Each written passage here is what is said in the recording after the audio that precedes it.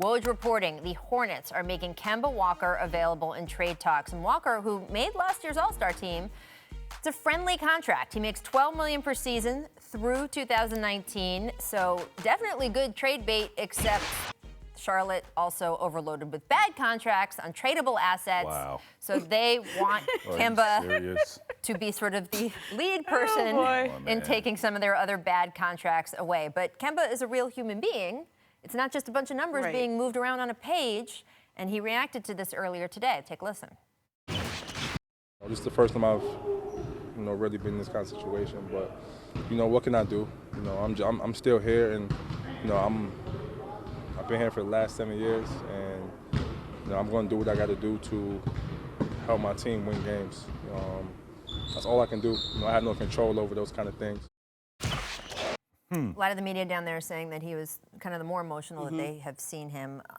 What do you think is going to happen here, Ramona? I mean, this is like an estate sale now, right? I mean, this is like we have all sorts of contracts that we don't want and we paid too much for, and now the best contract they have, the best player they have, is the only guy who can get any of these deals done. It's a total tear-down operation. And a story like this doesn't come out in the media unless they are preparing their fans for this now. Right. This team has had a chance to win. They spent all this money, and when you accept a contract like they have all accepted there, that's responsibility.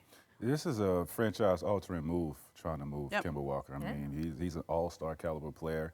Unfortunately, he has to take the fall for them signing these bad contracts. And it is what it is. It's part of the business.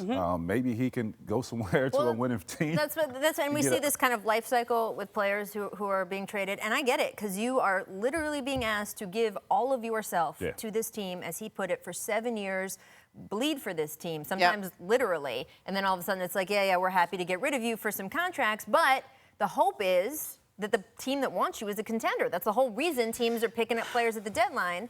So maybe after you kind of get over the 7 years and, gee, it's been hard to leave this place, you go to a contender. I think they got caught with bad timing, though. Like, some of those contracts, yes, they are very bad contracts. So the Nick Batum contract doesn't look good right now. The Zeller contract doesn't look good.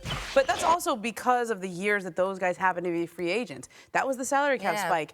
And small markets like Charlotte, like Memphis, that got caught paying guys more money because of that salary cap spike are now paying the price for it. Is there anywhere that you'd like to see him go? Anyone's looking for a guard, what he can do? Well, Cleveland needs a guard. I don't know. They're already spending a lot of money. I know you say those guys got caught in a bad free agent market and they had to sign these guys. But what happens if you don't give these guys those big contracts? What's the penalty for the organization? Well, it's hard to get free agents to a market like Charlotte, right? So when you have homegrown talent, you have to spend what it takes to retain that talent. And it's a salary floor, though, right? I think is what Tracy said. If you don't hit the salary floor, what's the penalty for the salary floor? There's got to be $100 million. Well, no, you don't. But he's going to sign elsewhere. He will have offers. So there was a lot of suitors for Batum. When he was a free agent, Charlotte could give him more money because they had his bird rights. But he had a lot of suitors. That was the first year. Remember when everybody was getting huge deals? Luol Deng, Mozgov. That was that same year. That was a bad year. It was a bad. That was the salary cap. All those names you just named. It wasn't a bad year if you were Luol Deng. Just saying.